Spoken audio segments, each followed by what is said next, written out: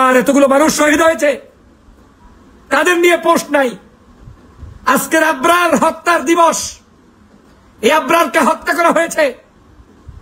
সেই আবরারের হত্যার দিনে আপনি আবরার হত্যার বিচার কামনা না করে আপনি কিভাবে তাবাসসুমকে নিয়ে, আপনি উর্মিকে নিয়ে, এই উর্মি কি করেছে বল, উর্মি কি হয়েছে? উর্মির এখন পর্যন্ত কোন ব্যক্তি একটা টোক্কা মেরেছে উর্মির গায়ে? আওয়ামী লীগের 16 বছরে বাংলাদেশের প্রত্যেকটি প্রান্তে প্রান্তে বিএনপি, জামাত, ভিন্ন মতের, ভিন্ন আদর্শের কোন ব্যক্তিকে কোন একটা দারোয়ানের চাকরি পর্যন্ত দেওয়া হয় নাই। সেগুলো তোর চোখে বাজে নাই? গোলাম মাওলানা রনি কাকে চাকরি দিয়েছে বাংলাদেশে? ওএসডির পর ওএসডি শত শত মানুষদেরকে ভিক্ষুক বানিয়ে দিয়েছে আওয়ামী লীগ। সেগুলো তোমার চোখে বাজে না? তুমি একজন তাবাসসুমের চাকরি ওএসডি হইতে পারে নাই, তার আগেই তুমি তার পক্ষে মুক্ত চেতনা নিয়ে কথা বলো। তোমার মুক্ত চেতনায় আমি থুথু নিক্ষেপ করি। এই মুক্ত চেতনা করতে গিয়ে বাংলার স্বাধীনতাকে 16 বছর পর্যন্ত ধ্বংস করে দিয়েছে শেখ হাসিনা। আমাদের কাউকে কথা বলতে দেয় নাই। মুক্ত চেতনার মানে কি? 16 বছরে আমি কথা বলতে পারি নাই, আমার মুখ বন্ধ করে রাখা হয়েছে। বাংলাদেশের প্রত্যেকটি অ্যাম্বাসিগুলোতে ইনফরমেশন দিয়ে দিয়ে, পুলিশদেরকে লেলিয়ে দিয়ে বিদেশে পর্যন্ত থাকতে দেয় নাই। আজ বলতে বাধ্য হচ্ছি, মালয়েশিয়া থেকে বিতাড়িত হয়েছি, সিঙ্গাপুর থেকে বিতাড়িত হয়েছি, তুরস্কে পর্যন্ত বিতাড়িত করতে চেয়েছে, কম্বোডিয়াতে গুম করতে চেয়েছে। আর তোমার সেগুলো স্বাধীনতার বিপক্ষের না, স্বাধীনতার বিপক্ষের হলো তাপসী তাবাসসুম উর্মি। হ্যাঁ, তাপসী তাবাসসুম উর্মি জন্মগত আওয়ামী লীগ, স্বভাবগত আওয়ামী লীগ, শেখ হাসিনার লেফটেন্সার, দালাল, একজন টাটকা মুনাফিক এবং অবৈধভাবে ভুয়া মুক্তিযোদ্ধা কিংবা অন্য কোন চ্যানেলে ভুয়া চাকরিজীবী ছাড়া আর কিছুই না।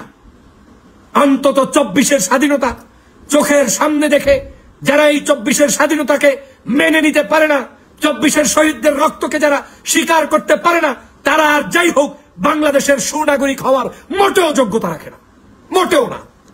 কারণ 24-এর স্বাধীনতা কোন একটি দলের ছিল না, কোন একটি মতের ছিল না, কোন একটি আদর্শের ছিল না।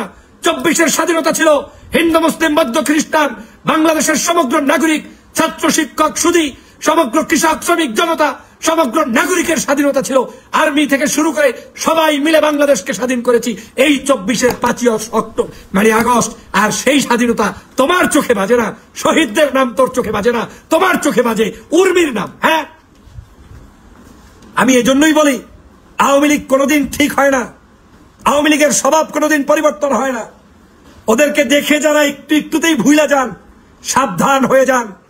কঠিন পরিস্থিতি যদি আপনি আমি সচেতন না হই, ধান্দাবাজদের ব্যাপারে যদি স্পষ্ট না হই, তাহলে এই জাতির কপালে দুর্দিন আছে। গোলাম মাওলানা রনি, আপনি 2024-এর ছাত্র জনতার এই আন্দোলনে কি অবদান রেখেছেন, কতটুকু অবদান রেখেছেন, আপনার কি ভূমিকা আছে? আপনি এই দেশের মানুষের 1600 মানুষের অধিক যে মানুষকে খুন করা হয়েছে, হত্যা করা হয়েছে, সেই সময় আপনি কি ভূমিকা পালন করেছেন? গণতন্ত্র শিখাইতে আসছেন, আপনার বাক স্বাধীনতা শিখাইতে আসছেন। 16টি বছর পর্যন্ত আমরা দেশের বাহিরে থেকে টকশো করতে হয়েছে, আন্দোলন করতে হয়েছে, আমাদেরকে কথা বলতে হয়েছে। আর আওয়ামী লীগের সবাই এখন বাংলাদেশে বসে এই মুহূর্তে স্বাধীনভাবে কথা বলছে, বক্তৃতা দিচ্ছে। এরপরেও স্বাধীনতার নাম কি? কি স্বাধীনতা আপনি চান?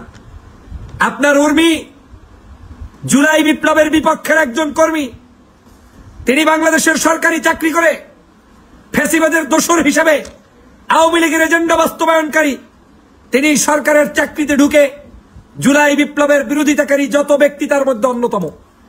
উর্মির এই বাটপারি, উর্মির এই ধান্দাবাজি, উর্মির এই নতুন করে কল রেকর্ড, উর্মির ফেসবুক পোস্ট, এই ফেসবুক পোস্ট সবকিছু হচ্ছে পরিকল্পিত।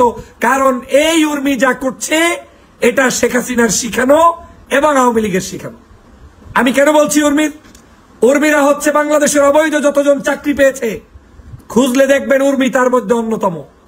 এই বাংলাদেশে ভুয়া মুক্তিযোদ্ধার সন্তান দাবি করে কোটায় কোটায় চাকরি দেওয়া হয়েছে, খুঁজলে দেখবেন উর্মি তার মধ্যে অন্যতম। এই উর্মি যখন বুঝেছে যে চুরি করে ধান্দাবাজি করে তো আর আমার এই চাকরি থাকবে না, আজ হোক কাল হোক তত্ত্বাবধায়ক সরকার হোক আর পরবর্তী যে সরকারি ক্ষমতায় আসুক, চাকরির তো শেষ হয়ে যাবেই। এখন তিনি মুক্তিযুদ্ধ সাজছে, এখন তিনি 1971 সাল নিয়ে আসছে। এই ধান্দাবাজদের কারণে 1971 সাল নিয়ে বাংলাদেশের রাজনৈতিক বিভাজন সৃষ্টি করেছে এই আওয়ামী লীগের গোষ্ঠীরা। এই উর্মিরা বাংলাদেশের নতুন করে আবার শেখ হাসিনার বি টিম সি টিম হিসাবে নতুন করে আবার আমাদের কাছে এই বৈষম্য সৃষ্টি করতে চায়। আপনার উর্মি, যেই উর্মি আবু সাইদকে সন্ত্রাসী বলেছে, যেই উর্মি তত্ত্বাবধায়ক সরকারকে ভিন্নভাবে ফেসবুকে পোস্ট করে গালিগালাজ করেছে, প্রস্তুত থাকতে বলেছে, সরকারের চাকরি অবস্থায় বেতন খায় আমার টাকায়, পয়সা পায় আমার টাকায়, বিদেশি রেমিটান্স যোদ্ধাদের টাকায় ওদের বেতন হয়, সরকারের চাকরি করে দালালি করে, সেই তাপসী তাবাসসুম উর্মি আজকের বর্তমান তত্ত্বাবধায়ক সরকারকে বলে যে প্রস্তুতি নিন, হুমকি দিচ্ছে। শেখ হাসিনার মতো অডিও বার্তায় হুমকি দেয়, ফেসবুকে হুমকি দেয়। আর সেই আজকের তাপসী তাবাসসুম উর্মিকে আপনি কি বলেন, স্বাধীনতা দেওয়া হয় নাই বলে রনি সাহেব আপনি মন্তব্য করেন। রনি সাহেব, আপনার বক্তব্য বাংলাদেশের জনগণের কাছে ইনিয়ে বিনিয়ে কিনিয়ে, ভোরবেলা একটু জামাত, বিকালবেলা একটু বিএনপি, রাতের বেলা একটু আওয়ামী লীগ, ভোর রাত্রি একটু হেফাজত, এরপরে আর একটু তাহাজ্জুদ, এই পেঁচিয়ে গুছিয়ে কি বলতে চান আপনি জাতিকে? আপনি যা বলেন ক্লিয়ার বলেন। আপনি আওয়ামী লীগ করলে আমার আপত্তি নাই। 2টা মাস মাত্র শেষ হলো এই সরকারের। 1500 মানুষকে আমার এই দেশে আওয়ামী লীগ হত্যা করেছে।